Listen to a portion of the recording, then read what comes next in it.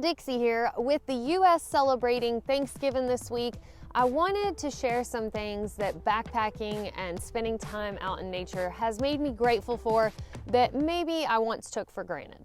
Not sleeping in the rain is probably one of the things that I'm most frequently grateful for thanks to backpacking. I don't know how many times before I ever thru-hiked the AT, I would walk out of the grocery store with a buggy full of groceries and grap because I had to walk across the parking lot and get soaked in the rain and load all of my groceries into the car while getting further waterlogged. But after spending hours and sometimes even days walking in the rain, having to set up a shelter in the rain, worrying about if my shelter was gonna leak, etc. Now walking in and out of a store while it's raining just doesn't feel like the end of the world anymore. And I'm actually thankful for that frequent reminder not to take for granted that I have a warm house and a dry bed to get into at night. Next is having access to the food I want anytime I want it. Except for maybe Chick-fil-A, because it feels like I only want that on Sundays. But on trail, you're limited to only a certain quantity of food, and also the things that you picked out days before, trying to anticipate what you might want to eat days after. And not to mention, you're limited in what you can bring out on trail, pretty much stuff that sits on a shelf and doesn't rot. So something like ice cream, for example, doesn't really happen out on trail unless you have some really rockin' trail magic. So on nights where I'm not really thrilled to be cooking dinner, I remind myself that I'm very fortunate to have access to the food that I want to pick out for dinner that night, and most of the time it's something fresh and good. Maybe a more obvious one should be driving.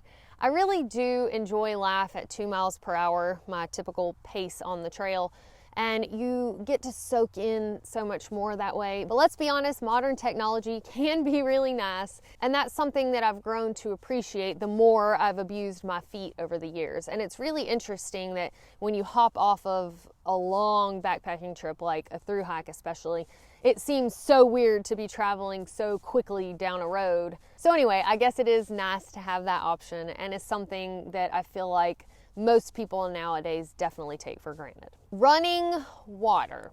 And this can cover a lot of different things, like hot showers, clean water that you don't have to treat or filter yourself, and also flushing toilets. Because while a nature dump is usually more scenic, in a bathroom with a flushing toilet is a lot more convenient, and typically it feels a lot cleaner. So I've named some things that really kind of make it obvious that backpacking and hiking can be a true sufferfest, and it really does in many ways make you grateful for your life back home. But there are some things about backpacking and being out in nature themselves that I am very grateful for. First, alone time. Having some peace and serenity in life to soak in the beauty of nature and the sounds of nature, being able to step away from technology and spend that time to sort out thoughts or to get to know a squirrel or experience something bigger than yourself. And I have become more and more grateful for that alone time and peace and serenity out on trail. And not only do you get the benefit of just appreciating nature, but also in spending that time alone, you get a boost in self-sufficiency and in confidence. But you could flip that around and say the complete opposite thing, that backpacking and spending time out in nature is a healthy activity that can be shared with a loved one in an atmosphere where you actually get some quality time together, because you don't have technology if you choose to leave that stuff at home or just keep the phone in airplane mode.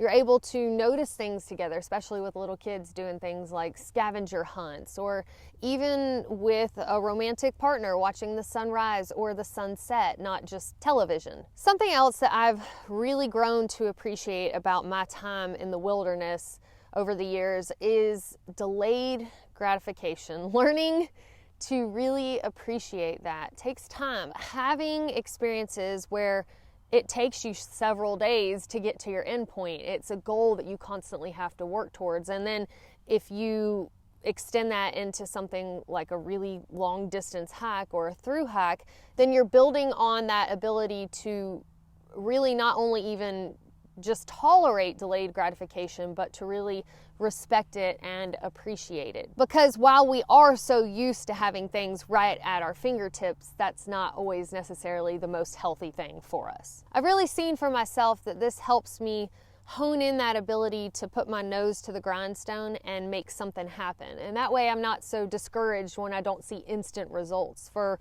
example, like building a YouTube channel, that's something that takes time. You don't wake up and have 1 subscriber one day and the next several 100,000. I mean, it does happen like that for some people who go viral or whatever, but things that are worth having often do take time to build.